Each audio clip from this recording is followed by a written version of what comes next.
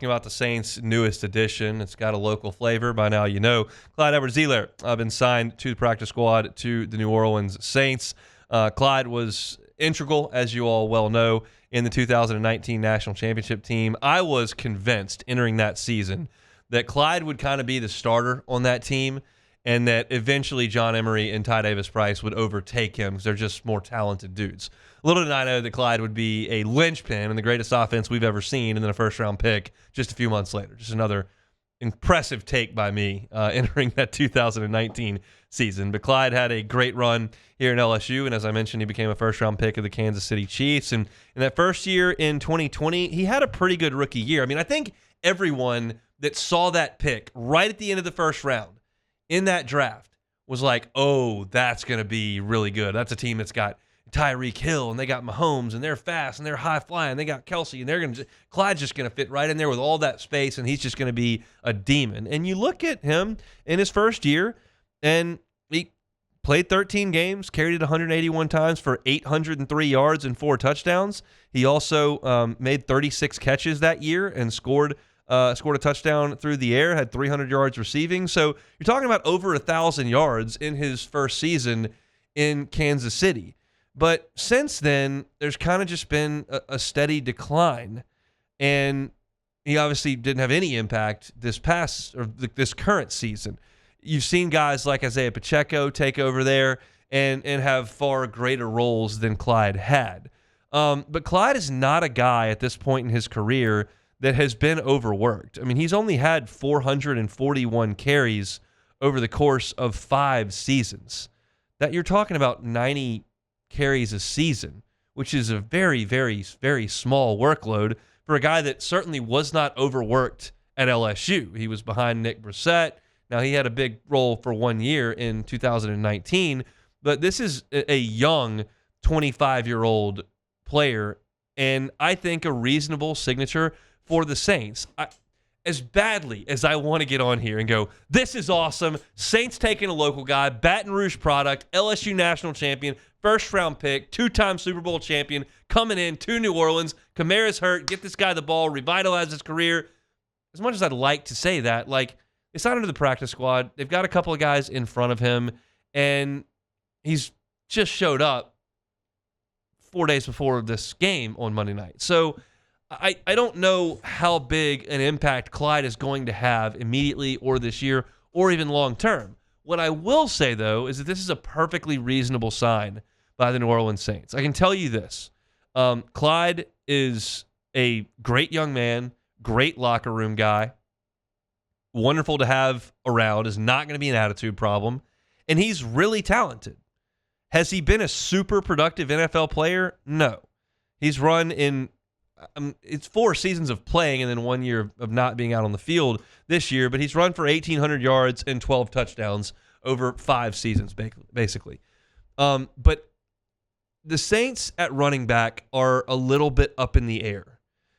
Kamara's going to be there for 2 more years, and he's playing well when he's healthy, and they have an offensive line that can function. But he is getting up in age, and we all know that. Kendre Miller is a question mark. It's a question mark from, is he good enough to be a lead back in the NFL? Is he a solid number 2? Can he stay healthy? All these are question marks around Kendre Miller. And you start to funnel down with Jamal Williams and the guys they've had on the practice squad and the Cabotes, whatever. None of it is set in stone. It's not like they have an elite or young backfield. It's an old guy at the front and then a bunch of guys who hadn't really proven much. And what's Clyde? Kind of a middle-aged guy who's proven a little bit. So he fits into that equation, and then you just say, well, may the best man win. And that may be Clyde. It may not be Clyde. But I do know that it is cool for the folks in South Louisiana, in this part of the world, certainly those that are big fans of LSU and the Saints, to have another LSU guy, a guy that is beloved by this fan base, to be back in action.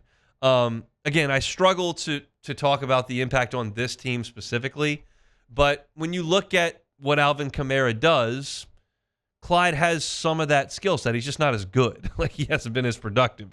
Kamara's a little smoother if Clyde's a little quicker, but they both do well out in space. They both can run the screen game. Neither one of those guys has made a living between the tackles, though Kamara's gotten better at that in the middle part of his career. Ingram kind of handled a lot of that early in Kamara's day. Now Kamara, with being the lead back, has had to do more of that, especially this year where they've had injuries at running back. But I think bringing Clyde in is a good move for New Orleans, and I would echo the sentiments of a lot of folks here around South Louisiana that want this to work out. It's a breath of fresh air for Clyde. There's not as much pressure. He's not a first-round pick here. That can be a tough thing to go into a place where there's all that expectation, and there's not really an opportunity for you to get your sea legs under you in Kansas City because they are in full speed ahead win mode as long as Mahomes is there. And he came in right in the middle of Mahomes' prime. And yes, he did ride that along for 2 Super Bowls, but there's a lot of pressure that goes with being that first-round pick. And not unlike what we've seen from guys like Peyton Turner and Marcus Davenport and guys that have been first-round picks in New Orleans that have had trouble paying that off. It will wear on the fan base and it'll wear on you. And I think that there's potential that some of that may have happened with Clyde this year.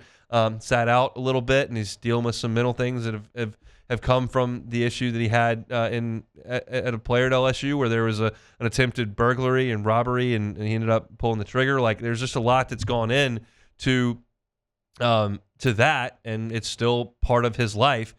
So you hope that he's recovered from that mentally, and that he's ready to take this on head on.